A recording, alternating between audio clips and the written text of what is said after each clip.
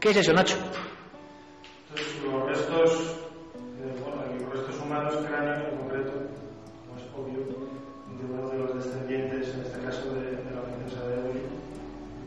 Yo creo que es una mujer. Mira, como un corte. Te vas girando también, eso, la estás mirando. ¿Por qué decís que tiene un golpe? Mira, Pues porque, mira, hay una serie de muescas que no tenían por qué ser, suelen ser de un objeto cortante, vamos. Estas muesquillas así son como cortes que se han hecho bien con una espada, un puñal, algo cortante, porque el resto no tiene absolutamente nada. Tiene aquí está una, por ejemplo, de 4 calaveras. Aquí hay un conjunto de restos, la otra también, porque se juntaron todos los restos de la familia. Este es un niño, ¿eh? Mira. Es un niño, sí. Es un niño. Eso es un niño, efectivamente. Es una cabecita muy pequeña. ¿verdad? Eso es un niño. Sí.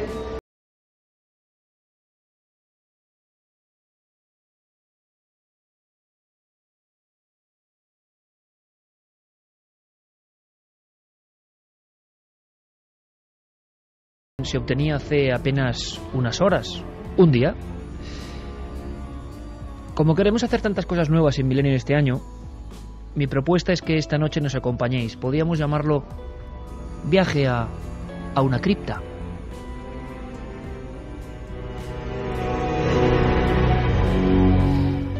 Porque el argumento que nos lleva hasta allí, luego lo vais a descubrir, es un argumento puramente histórico y muy interesante.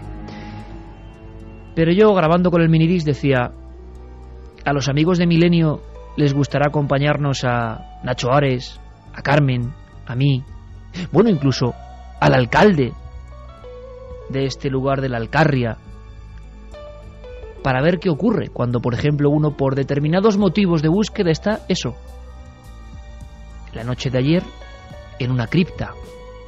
Es muy diferente escuchar los sonidos y notar casi el tacto de unas calaveras, el enigma de las 4 calaveras, podríamos llamarlo, el sonido de unas argollas cuando producen unas vibraciones, un lugar con escaleras, unos túneles, gente del pueblo que habla de nuevos túneles, y ante todo la extraña figura de una mujer con parche. Sí, quedaos con esto, una mujer con parche, espadachina, llena de historias, de amores, que es un poco el espíritu, entre comillas, que guía toda esta expedición. Pero yo me hacía esa pregunta: ¿os gustaría sentir y estar con nosotros, ya que la semana pasada estábamos en las salitreras del desierto más seco del mundo, en un lugar mucho más próximo, pero igualmente lleno de secretos?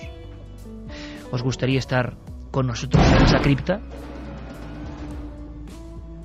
Pues si os gustaría, tenéis que acompañarnos esta noche a lo largo de todo el programa, de todo Milenio 3, porque es que hay muchísimas cosas y creo que algunas no debéis perderoslas.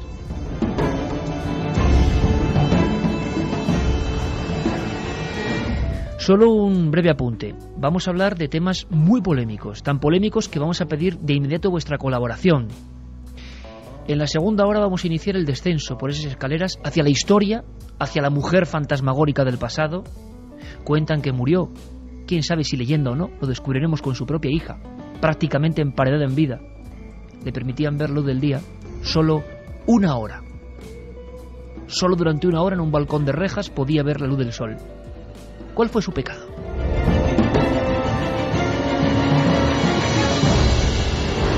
Yo creo que va a merecer mucho la pena, pero antes tenemos muchos contenidos. Por ejemplo, vamos a viajar a una tierra que queremos muchísimo, una tierra donde hubo un sinfín de sucesos de difícil explicación, y un buen amigo de este programa, un investigador local que ha pateado pueblos y ha puesto estos mismos micrófonos en la boca de muchos testigos, los ha compilado en un libro estupendo que queremos repasar porque hay un par de cosas que me han hecho recordar muchas historias. Estoy seguro que muy poca gente, por ejemplo, ahora alzaría el dedo, de los amigos que nos escucháis, diciendo: sí, yo me acuerdo de la extraña aparición de la ermita de Torralba de Ribota.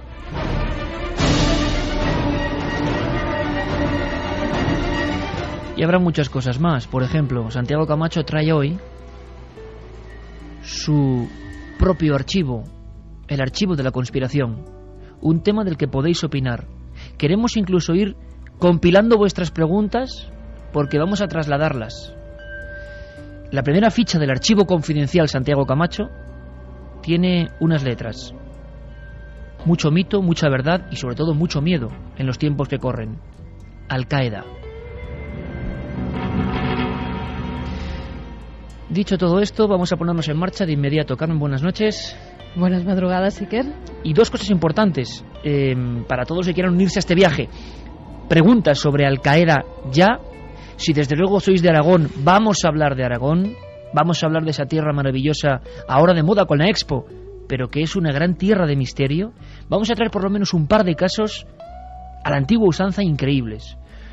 Y tercera llamada a la atención, porque incluso compañeros de la SER han recogido testimonios, compañeros del Hablar por Hablar. Luego os contaremos lo que ha pasado y nuestra investigación sobre algunas observaciones extrañas en las noches de esta semana en la vertical de Baracaldo. Baracaldo es estado Portugalete, la margen izquierda de la ría, del Nervión. Así que si tenéis información sobre eso y mucho más, 2 vías de contacto. Vamos a abrir esas vías de contacto porque tenéis que estar muy atentos a lo largo de la noche. Necesitamos vuestra ayuda, tanto para futuros sorteos, como ya anunciamos la semana pasada, como también para esos testimonios que pedía Iker sobre luces en la vertical de Baracaldo. 7640, palabra clave milenio, espacio y vuestros mensajes o milenio3 con número @cadenaser.com. Yo creo que estamos todos, estáis todos, está la cadena SER, que es lo importante, está la magia de Milenio 3, está Santiago Camacho. Santiago, buenas noches. Buenas noches, Iker. Preparado porque, caramba, menudo dossier el primero que traes, ¿no? Al-Qaeda, que puede generar cierta polémica. Hay gente que dice que no existe, gente que sí. Bin Laden, la sombra de Bin Laden. De todo eso hablaremos luego, ¿verdad, compañero? Pues sí, dejamos una cosa en el aire. Muy poca gente sabe que Al-Qaeda comenzó con algo que se llamó la Operación Ciclón. Operación Ciclón. Si lo dice Santiago Camacho, hay que buscar ya información y apuntar con lápiz y papel. Está, por supuesto, Carlos Largo, Fermín Agustí y Geray Martínez en los sonidos fundamentales, la columna vertebral de este programa. ¿Estáis todos? Estamos todos. Faltaba Carlos Cala. Comenzamos.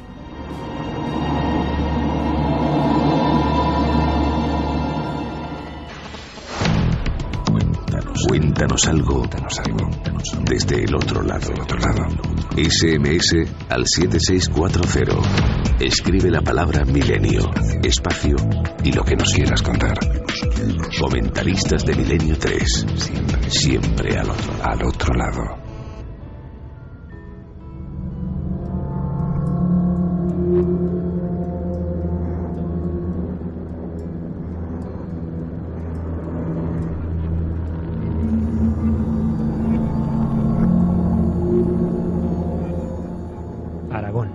Desde su alta montaña a los desiertos de los Monegros, sigue siendo uno de los mapas del misterio más desconocidos a nivel nacional. En viejas piedras históricas y en sus esplanadas interminables se han seguido dando sucesos difíciles de explicar que merecerían un puesto de honor en los enigmas de nuestro país. Gracias a la labor de los investigadores locales, podemos saber ahora más cosas. Elementos intrigantes sobre algunos incidentes que ahora ocuparán toda nuestra atención. Sin más dilación, pongámonos cómodos y viajemos a través de esa tierra llena de sorpresas.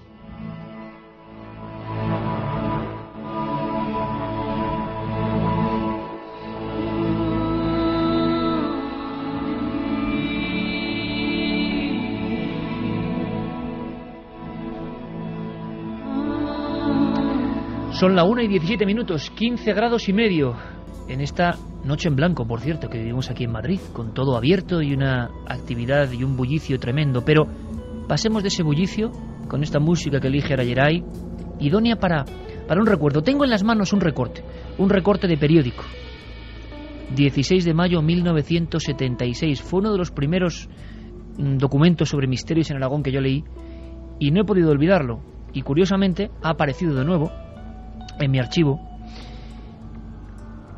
y demuestra perfectamente la soledad de algunos parajes, incluso próximos a la capital maña, a Zaragoza. Es un caso que contaba JJ Benítez, que lo investigó él, y que sacaba en la Gaceta del Norte a 2 columnas con una fotografía, y yo creo que representaba perfectamente el tipo de encuentros, para algunos y quizá en el tiempo que corre, pues encuentros con lo absurdo, estrafalarios, imposibles, pero que marcaron la vida de muchas personas. Esto ocurría en el Burgo de Ebro. Terminaba el año 75 y un hombre que aparece fotografiado en esta crónica, Baltasar Cabero, era el protagonista. Era un pastor, un humilde pastor. Pero la escena que yo imaginé de niño leyendo esta crónica se me ha vuelto a repetir una y otra vez cuando leía el trabajo del compañero que ahora va a entrar desde la cadena SER en Barcelona para estar con nosotros unos minutos. Este pastor, en pleno día, se dirigía por unos caminos absolutamente lejanos de la civilización, como decía en su crónica JJ Benítez. El campo, la huerta, la soledad absoluta, la carretera de tierra, y él con su pequeña moto. Entonces ve algo, cuántas veces ha ocurrido, ¿verdad? Ve algo en la ladera del camino que en un principio le parece incluso que podían ser hombres de la Benemérita, porque llevaban una especie como de capa o una especie de traje ancho. No le dio ninguna importancia. De repente aquellos individuos, pues en quienes fuesen, se fueron alejando, no lograba pasarlos, y su presencia produjo en el interior de este hombre, de Baltasar Cabero, ese sexto sentido, esa especie de alarma interna de la angustia. No sabía bien por qué, pero aquellos individuos no parecían de este mundo. No era hombre de letras, ni era hombre versado, ni era hombre erudito, desde luego, este pastor, pero él tenía el suficiente conocimiento para saber que estaba en peligro. Y entonces cogió otro camino. Algo le decía que tenía que llegar a su aprisco, donde estaban sus ovejas, su ganado. Cuando se alejaba, observó a aquellos 2 individuos que caminaban en paralelo, como si fueran la imagen de un sueño, como si realmente no fueran personas de carne y hueso, como si sus huellas no quedasen en el terreno de tierra y polvo de esa pequeña carretera. Daba la impresión de eso, de ser 2 apariciones, 2 fantasmas, 2 ángeles. En cada tiempo y en cada historia lo llamarían de forma distinta. Pero la escena que yo de pequeño no podía olvidar, que me imaginé como seguro que muchos ahora os vais a imaginar, es cuando Baltasar, con más miedo que temple, llega a su pequeña choza donde tiene su ganado y su perro.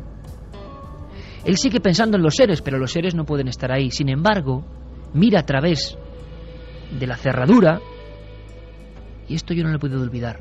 Ese pastor mirando por la cerradura, y entonces ve que todas las ovejas, unas 50, están aplastándose y asfixiándose contra una de las paredes.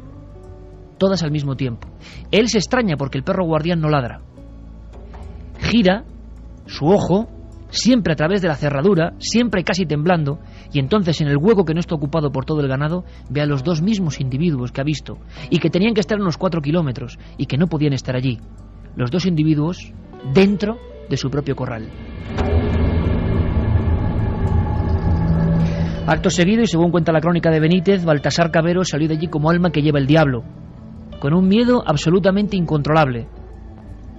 Después, algunas ovejas habían muerto, como observó el veterinario, y era tal el miedo de este individuo, de este pastor, que acudió rápidamente al Burgo de Ebro, al primer puesto de la Guardia Civil, y junto a un comandante de la Guardia Civil en tiempo, que se unió a la comitiva y a varios números, llegó hasta el corral. Había algunas heridas. Nunca se pudieron explicar si eran extrañas o no, porque evidentemente las ovejas se habían aplastado, y el perro, el fiero perro guardián que estaba ahí para custodiar todo ese rebaño, desapareció para siempre. Y el miedo en este hombre, si es que vive, final del 75, yo creo que ese no desaparecerá nunca. Es un ejemplo de los casos extraños que ha habido en Aragón, pero muchos más los cuenta en un trabajo realmente interesante, en una guía misteriosa de Aragón, nuestro amigo Carlos Gutiérrez Tutor, que lleva muchos años, le ha editado Prames, y nos ha recordado 2 historias que quiero que compartáis con todos nosotros. Desde Cadena SER en Barcelona, Carlos, buenas noches, amigo. Hola, muy buenas noches, Iker. Bueno, tú seguro 100% que recordabas el caso del pastor que se encontró con extrañas figuras que al final, como siempre, ¿no, Carlos? No sabemos ni qué era, ni qué querían, pero sí que marcaron la vida de una persona, que eso ocurre siempre en todos los casos que tú, por ejemplo, has registrado, ¿no? Prácticamente sin excepción, cuando una persona se encuentra realmente con lo desconocido, y es desconocido incluso pasados los años, sabes, Iker, que a veces algunos casos, cuando transcurren algunos años, a veces se ve el plumero en cuanto al fraude, pero cuando son casos genuinos, auténticos, este misterio es auténtico y marca de por vida a las personas que lo han vivido o que lo han sufrido, como es este caso. Tú has recorrido todo Aragón, hay una quinta de investigadores pues fabulosos, ¿no?, que surgen prácticamente al final de los 80, siendo todos unos críos, ¿no?, como éramos, y vosotros peinéis Aragón con tantos buenos amigos que han estado en este programa, y vais viendo que quizá por la propia estructura de la tierra aragonesa hay zonas donde se acumulan muchos casos, ¿no? Hay tierras desde la alta montaña, como decía Carlos Cala en la introducción, hasta los desiertos de los Monegros, ¿no? Y muchos núcleos muy apartados donde las historias se cuentan, pero las historias no viajan, no tiene que ir el investigador allí a buscarlas. Y yo, releyendo tu libro, que desde luego recomiendo, porque me parece un trabajo de esos a la antigua usanza, me acordé de una historia que nosotros conocimos de lejos cuando fundábamos la revista Enigmas con Fernando Jiménez del Oso. Lo recuerdo como si fuera hoy. Una historia en una ermita derruida, si no me equivoco. Una historia que tenía un nombre, Torralba de Ribota. Y yo creo que la cuentes tú, pero sé que había niños aterrorizados, sé que había apariciones y sé que había polémicas voces que luego vamos a escuchar. Pero ¿cómo empieza todo esto, Carlos? Pues todo empieza un día cualquiera de abril del año 1994. Varios jóvenes, varios críos, como dices, de alrededor de unos 12 años, hicieron lo que hacían.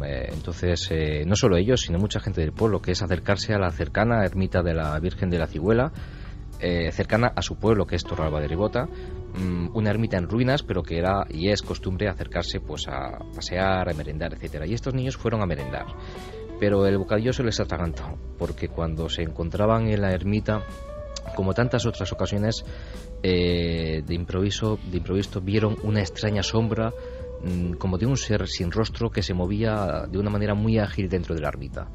Y no vieron nada más, porque el pánico se adueñó de ellos y regresaron como almaqueño al diablo al pueblo. Y tal fue su miedo que no quisieron contar nada en el pueblo, pero tal era también su interés por saber qué había sido eso, por su curiosidad, que volvieron a ir en otra ocasión y volvieron a ver aquello. Y entonces no pudieron desistir de contárselo a la gente mayor del pueblo, quienes incrédulos al final aceptaron las propuestas de los niños de acudir al lugar también, y en efecto algunos de los adultos que subieron a la ermita de la Virgen de la Cigüela pudieron ver también esta extraña sombra por dentro, siempre dentro de la ermita.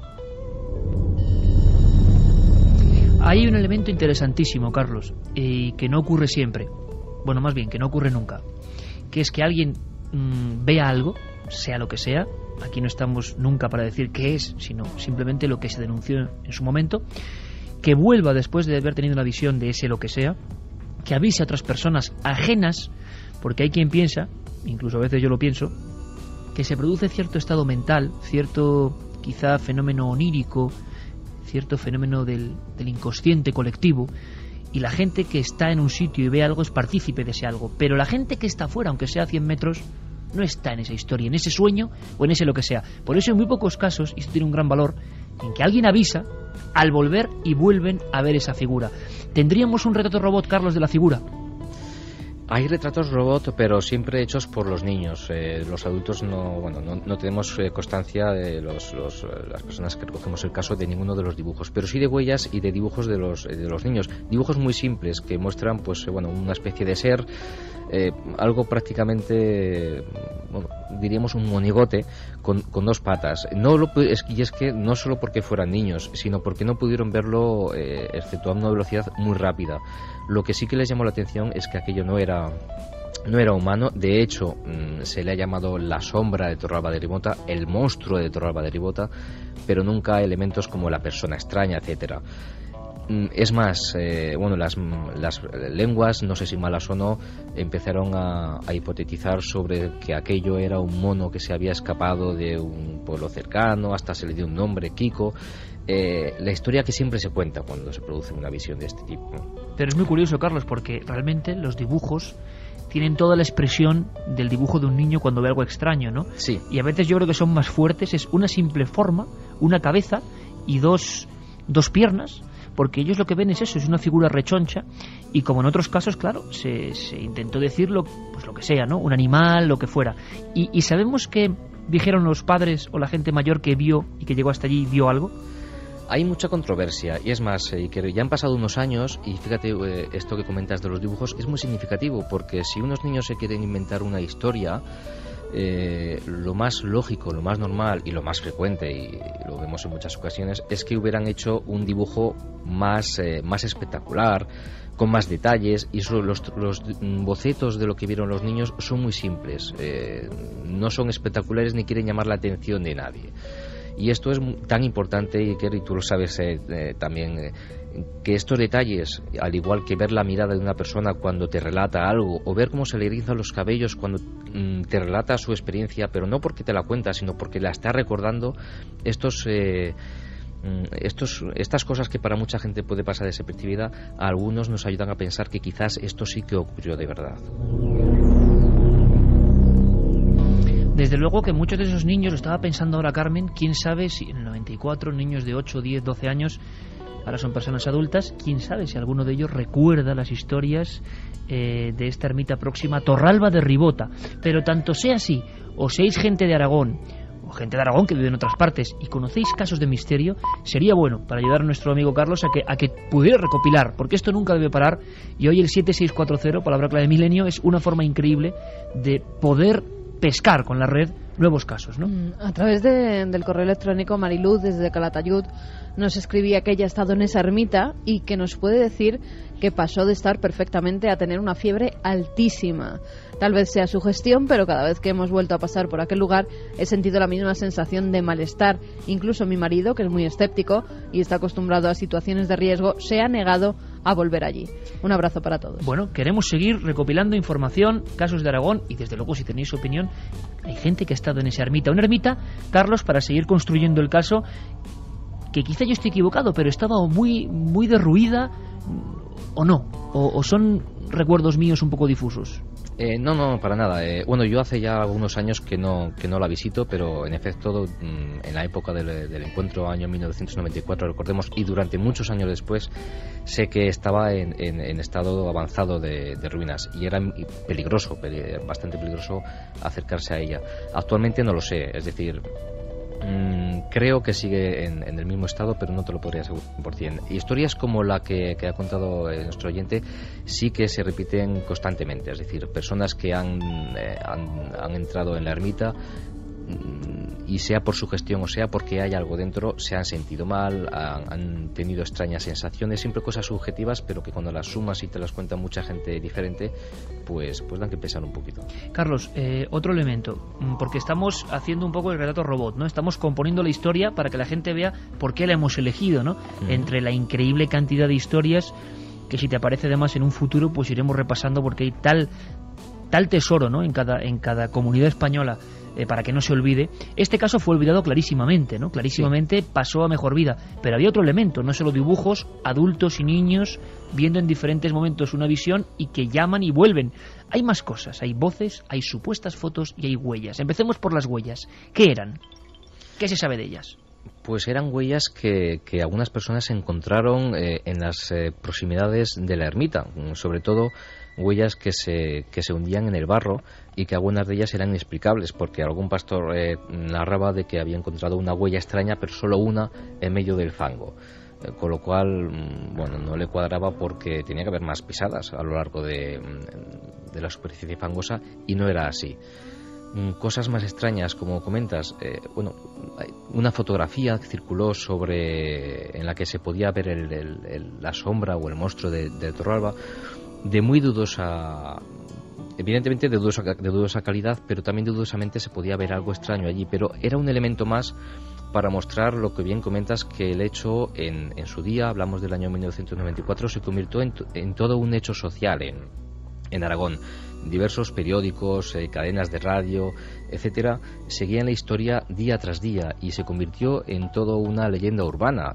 Salieron incluso historias rocambolescas, psicofonías extrañas, que al final resultaron ser fraudulentas, pero que refleja mucho en lo que se convirtió la historia del monstruo de Torralba. Una pintada dentro de la ermita diciendo el marciano no existe. Son detalles que nos muestran, hoy pasados los años, que aquello, pese a que hoy quizás, como bien comentabas, poquita gente incluso de Aragón lo recuerde, en su día se vivió muy emocionadamente y muy vivamente al día. Claro, quiere demostrar esto, Carlos, que el fenómeno, sea lo que fuere, despertó del letargo, ¿no?, a toda la región, sí, y gente a favor y en contra se manifestó.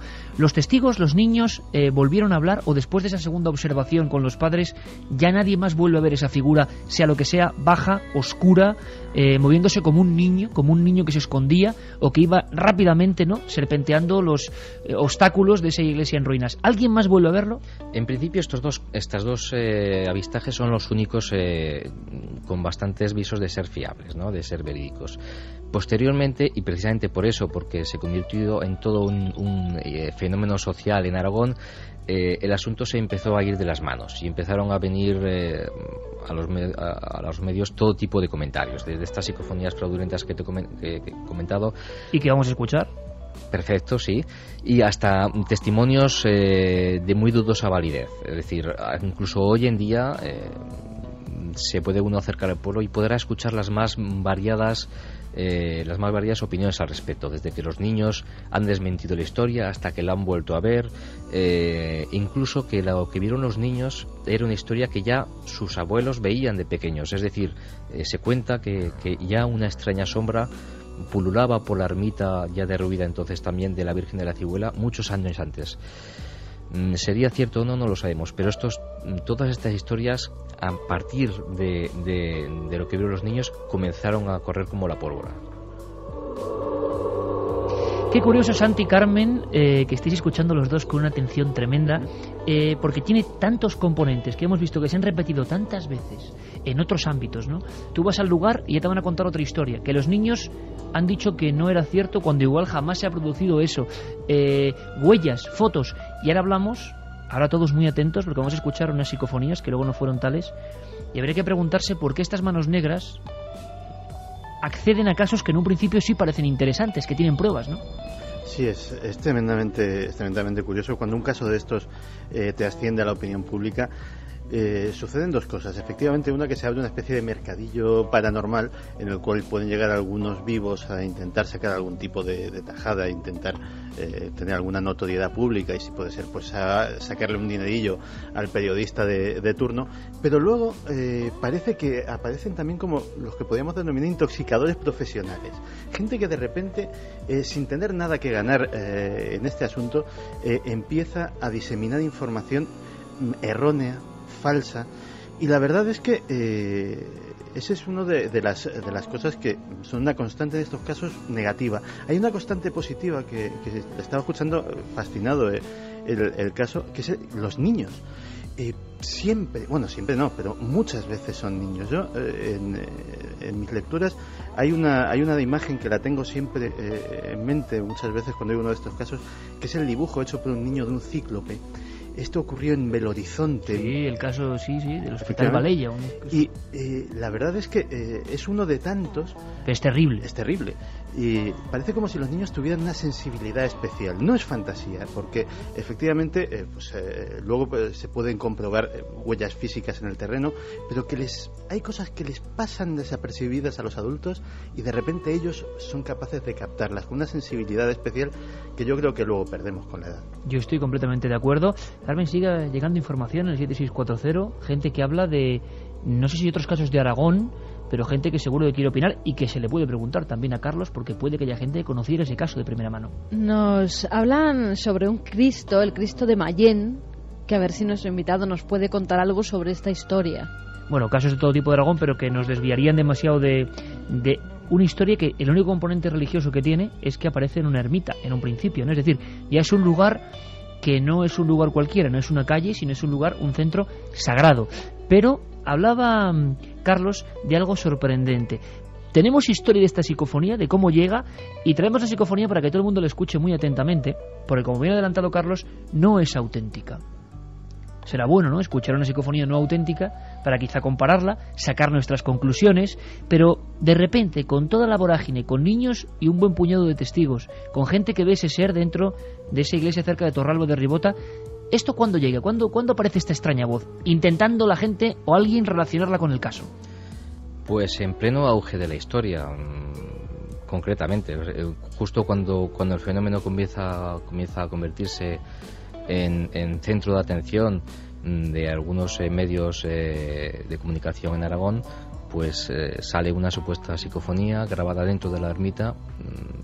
No ofrece ninguna explicación de lo que quiere decir la psicofonía, y es cuando se analiza, cuando se cree interpretar aproximadamente lo que parece decir, pero siempre de una manera fraudulenta. Es decir, hay unos ciertos parámetros que demuestran que se ha tratado la voz con ordenador, que ha habido un sonido de fondo que se ha acoplado, etcétera, pero que quizás querían precisamente conseguir eso, que cuando los expertos analizásemos la grabación y viéramos que era fraudulenta, aunque eso creo que no quería que lo viéramos, pero que descifráramos un poco lo que querían que la voz de la psicofonía dijera. Y de hecho se trataba de un suceso traumático. Posiblemente ese fuera el objetivo, crear más tensión, más miedo con respecto a todo lo que estaba sucediendo alrededor del monstruo de Torralba de Ribota. Pues esto, Carlos, tiene un gran análisis por nuestra parte, así que como Carmen y Santi no han escuchado esa voz, y muchos oyentes, si la han escuchado, serán unos pocos en Aragón y hace mucho tiempo, vamos a escuchar esa voz que quisieron relacionar con las apariciones,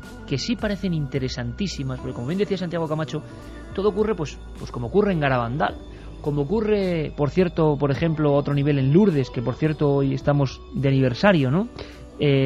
Niños que ven algo, que luego alguien les ayuda a interpretar, pero en este caso además adultos acompañando una visión absurda, y de repente ya se empieza a liar la madeja, opiniones a favor y en contra, y de repente psicofonías. ¿Para qué y por qué? ¿Para asustar a quién? ¿O para demostrar que es un fraude y que se olvide de inmediato? Bueno, vamos a escuchar esta grabación obtenida dentro de esa ermita de la Virgen de Cigüela, cerca de Torralba de Ribota. Que escuche la gente, luego nos darán su opinión, porque esto me parece interesantísimo. Esta psicofonía, advierto, no es verdadera. Esta psicofonía no es verdadera, y luego Carlos nos va a contar cómo lo descubrieron, e incluso lo escucharemos en otra versión. Psicofonía, año 94, relacionada supuestamente con esa extraña entidad que asustó a unos niños dentro de la ermita.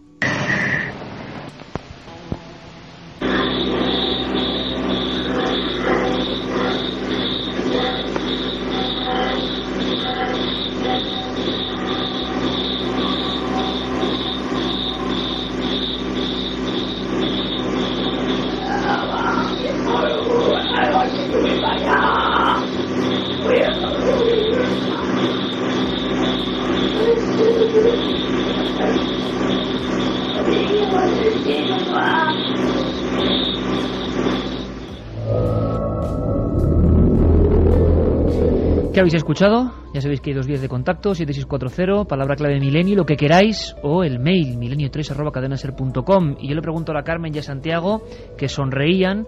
Bueno, depende cómo se vea. Hemos dicho que es fraudulenta. Si no hubiéramos dicho que es fraudulenta, igual...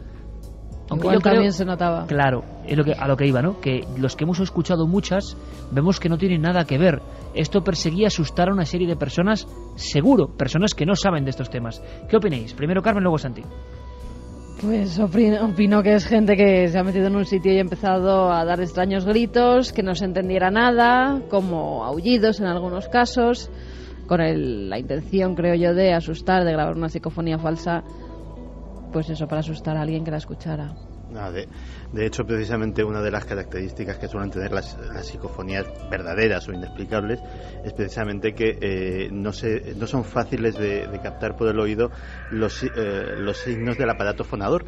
Aquí está claramente está hecha aspirando, es decir, es la típica tontería que todos hemos hecho alguna vez en broma, de hablar mientras aspiramos aire en vez de mientras lo expulsamos, que hace una voz como muy fantasmal, muy de película de terror, y yo creo que en este caso eso se aprecia perfectamente. Además que se ve que hablan directamente al micrófono, a la grabadora, lo que estuviera. No es como las psicofonías, que no no es una voz que te hable directamente a ese micrófono que capta los sonidos, sino que es algo como por debajo del sonido real. En este caso es como si nosotros ahora ponemos una grabadora en uno de los cuartos, empezamos a dar gritos, empezamos a articular extrañas palabras y se graban pues estas voces. Aunque yo creo que está hecha con cierta intención, cierta intención, tampoco tan burda, o sea, porque tiene como algo quizás se hayan puesto en la boca, algo han puesto al micrófono. Carlos, ¿qué se sabe de esta psicofonía apócrifa? Pues como bien comentáis, la primera impresión cuando se escucha, los que ya hemos oído más de unas cuantas psicofonías, la impresión es bastante de que es una psicofonía fraudulenta. Pero para confirmar el suceso, para confirmar esta afirmación, en su día llevé a la grabación a analizar en 4 puntos diferentes, es decir, un experto en transcomunicación, otro en programas informáticos realizados con audio, etcétera, y evidentemente todos llegaban a la misma conclusión. Se trata de una psicofonía fraudulenta, pero queríamos ir más allá e intentar averiguar lo que querían decir, si es que querían decir algo. Y lo que creímos averiguar es que querían decir algo, querían, lo que comentaba antes, fomentar un miedo que era innecesario y que por extraños motivos o por motivos ridículos querían fomentar un miedo. Y la psicofonía, pese a que hay varias versiones, nos quedamos con una que aproximadamente diría algo así como agua. Bueno, a estas horas se puede decir palabrotas, ¿verdad? Sí, perfectamente. Luego decía hijo de puta. La noche que fui para allá fue en el río. Estoy enterrado río abajo. Estoy enterrado río abajo. Exacto. Este es el colofón que casi unánimamente los que analizamos la grabación por separado llegamos. Repítemelo un momento, Carlos, porque nos has mandado una versión como limpia, ¿no? O por lo menos intentando llegar al fondo de la cuestión, y quizá algunos de los oyentes descubran esto. Pero era sí. Agua primero. Agua, hijo de puta. Ajá. La noche que fui para allá fue en el río. Después escuchan unos extraños gritos, lamentos, sonidos guturales realizados con la boca de una manera bastante bruta, y acaba diciendo estoy enterrado río abajo. Si no es exacto, es bastante aproximado, porque hubo, ya digo, bastante unanimidad en cuanto a la versión. Uno de las cosas primeras que se hicieron era acelerar la grabación, porque estaba grabada después de que se grabara fraudulentamente, se ralentizó la grabación, pero cuando se avanzó, esto parece que se escucha un poquito mejor, y quizás ahora algunos oyentes, después de la reversión, quizás sí que oigan alguna de estas palabras. Bueno, vamos a hacer el experimento, y Santi y Carmen, sobre todo lo que, y ahora lo analizamos entre los tres y con Carlos, da la impresión de que no era una simple broma, es decir, alguien había tomado todas las cautelas y se había, digamos, demorado en un trabajo para engañar por algo, o para relacionar esta historia con algún hecho que evidentemente puede ser más traumático, porque eso suena desde luego a que alguien quiere relacionar esa aparición supuesta con la muerte de un niño ahogado. Nos recuerda prácticamente al guión de la magnífica El espinazo del diablo, ¿no? El niño ahogado que luego se aparece. Bueno, pues vamos a escuchar esa versión de esa psicofonía apócrifa, repetimos, falsa, fraudulenta, pero igualmente misteriosa en el sentido de por qué demonios alguien mete esto de repente en la historia. Vamos a escucharla y a ver si localizamos algunas de esas palabras que decía nuestro entrevistado.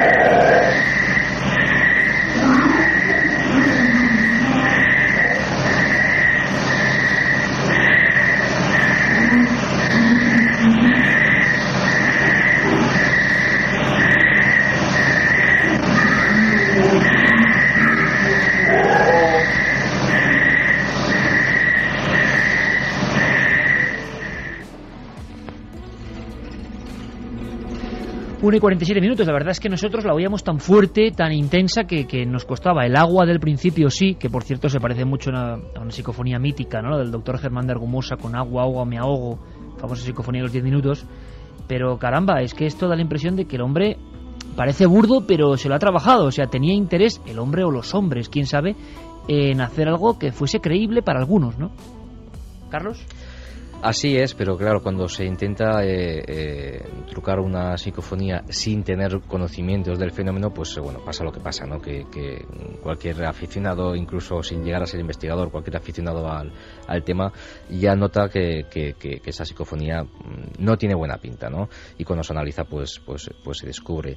Los intereses de por qué se introdujo esta grabación fraudulenta en medio del auge de este caso, lo desconocemos.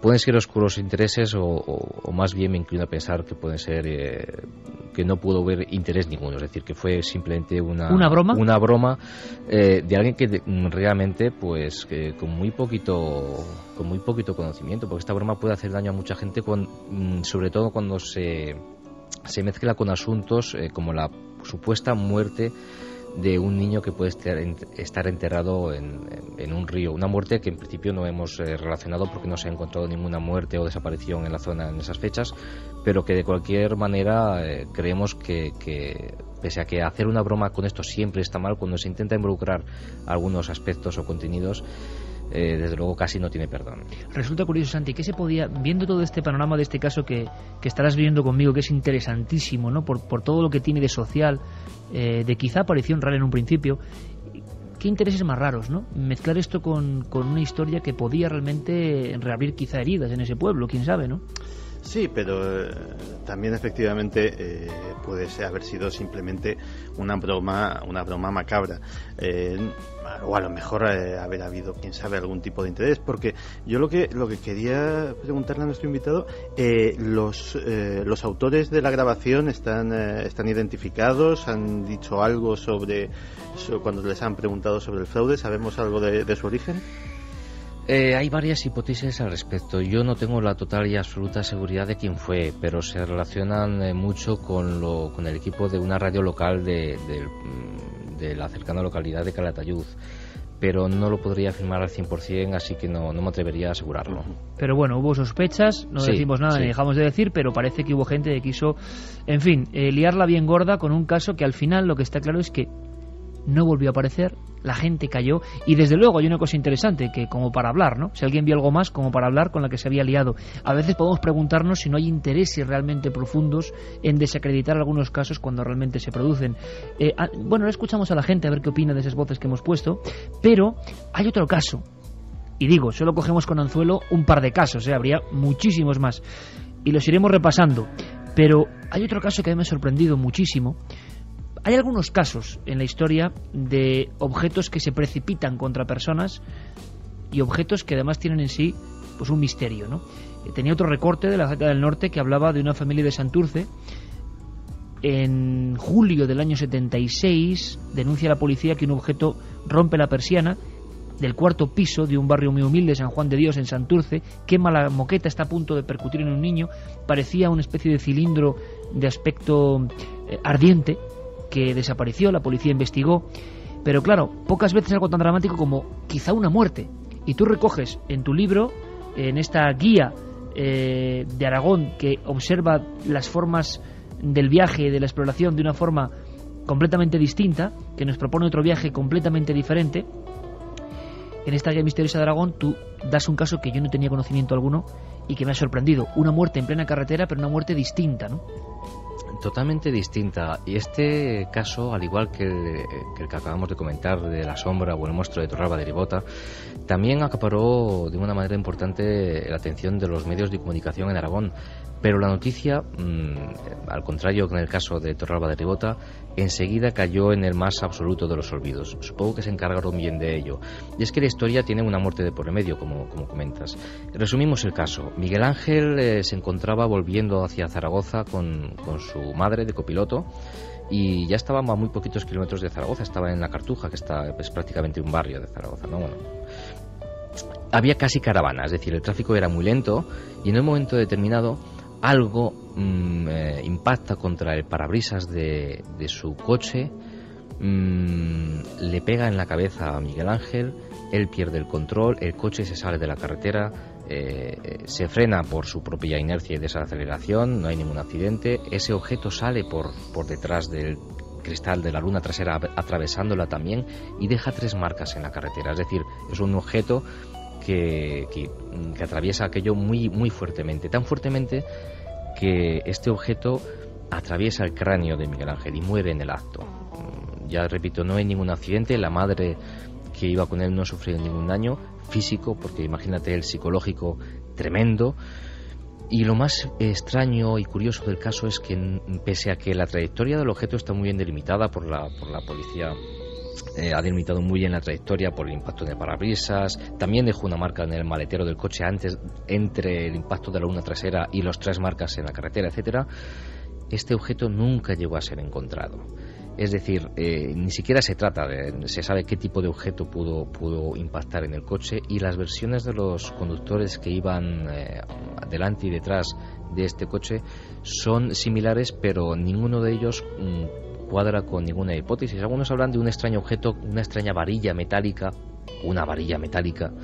que estaba en la carretera y que pudo ser la causante de este impacto al ser pisada por otro vehículo, pero no, pese a que hubo varios testimonios que dijeron haber visto en efecto un cilindro metálico en la carretera, otros testigos hablan de que no había circulación suficiente en el sentido contrario, de la velocidad suficiente como para que esto impactara. O sea, hubiera sido en ese caso un colmo de la mala suerte, que en el otro carril alguien pise algo que se proyecte, se precipite y te atraviese la cabeza. Podía haber sido, pero ninguna de estas hipótesis se confirmó. Otros hablaban también de un camión que iba delante y al que se le desprendió un objeto.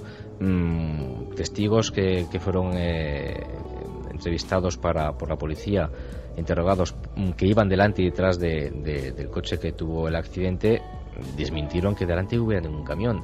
Y lo más curioso es que alrededor de 40 agentes con detectores de metales, etcétera, rastrearon el lugar. La trayectoria estaba bien delimitada, las marcas en la carretera estaban bien visibles. Aquel objeto debería de haber estado localizable, nunca apareció. Sorprendente es poco, ¿verdad, Santiago?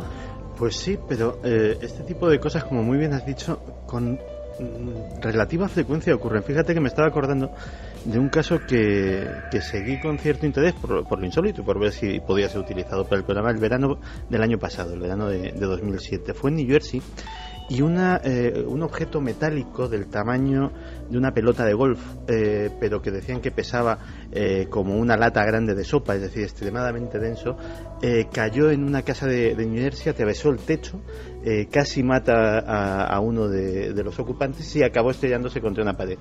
El objeto fue extraído, se lo llevaron para estudiarlo, y de la noticia del objeto y de su procedencia nunca más se supo, por más que busqué referentes de la noticia. Este caso me lo ha recordado levemente, y efectivamente cuando caen estas cosas del cielo casi siempre desaparecen. Bueno, curiosamente el domingo mañana hablamos en Cuarto Milenio de lluvias insólitas, con lo que estamos viendo aquí en Madrid, con granizos del tamaño de melocotones que te pueden dejar la cabeza. Y fíjate el recorte que tengo en la mano, Carmen. Santurce, entró por una ventana un extraño hierro al rojo. En fin, de vez en cuando estas cosas forteanas, nunca mejor dicho, ocurren. Vamos con algunos de los mensajes. 7640, palabra clave, milenio, y vuestros mensajes son milenio3 con número @cadenaser.com. Nos dicen que si no puede estar esa psicofonía al revés, que si hemos probado escucharlo, marcha atrás, y que felicidades por la 8ª temporada, desde León y Jan. Gracias, Jan, de León. Carlos, al revés, al derecho, imagino que hicisteis todo tipo de pruebas, ¿no? Sí, se probó. Fue, de hecho, una de las primeras cosas que hicimos, intentándonos poner en la mente de la persona que pudo hacer el fraude, ¿no? Pero bueno, no, ni siquiera se grabó al revés, se grabó a una velocidad incorrecta, pero en la dirección correcta, y luego se manipuló con ordenador. Pero bueno, no, al revés no fue grabada. Nos dicen también que la psicofonía se nota demasiado, que es falsa, muchos sonidos extraños, demasiado claros, o más bien efectos hechos con alguna herramienta, pero se nota su falsedad, demasiado instrumental. Desde Albacete nos lo decía. Suelen ser más sencillas y más simples, ¿verdad?, las psicofonías. José desde Guareña dice que me parece que los que hicieron esa psicofonía, además de no tener mucho que hacer, deberían no jugar con temas tan serios. Un fuerte abrazo. En Aragón hay muchas leyendas muy buenas, por ejemplo, la de Velilla de Ebro, de la Campana. ¿Podríais investigarlo? Bueno, es que, Carlos, el problema y la ventaja es que Aragón es una tierra extensa, llena de historias, encuentros con entidades, milagros, objetos religiosos que sangran, pueblos abandonados. Yo te invito a que, a no mucho tardar, bueno, pues recordemos, ¿no?, de esa comunidad ahora tan en boga, ¿no?, y con esta expo tan importante, demostremos que también hay otras cosas, ¿no?, otras cosas que forman parte de la cultura, que seguro que interesan a mucha gente, y que la gran labor del investigador, como es tu caso, es hacer de cronista, ¿no?, y que esto no se olvide. Claro, o sea, yo, bueno, en mis viajes alrededor del mundo hemos recogido multitud de casos extraños de todo tipo en muchos países, ¿no? Pero claro, lógicamente, al haber vivido muchos años en Aragón, es una zona en la que tengo recopilada muchas historias. Algunas de ellas son bien conocidas, como ya sabes, ahí tenemos casos famosos como el duende de la hornilla, ¿verdad? Hombre. Que lo recordarás perfectamente. Pero también otros casos que son inéditos y que aparecen por primera vez en esta guía misteriosa de Aragón. Y lógicamente, y además es extraño porque, aunque parezca curioso, Iker, faltaba un libro así. Es decir, en Aragón bien es cierto que tenemos leyendas, algunas de ellas son fantásticas y preciosas, y sobre todo las que hacen referencia a la zona pirenaica de la región.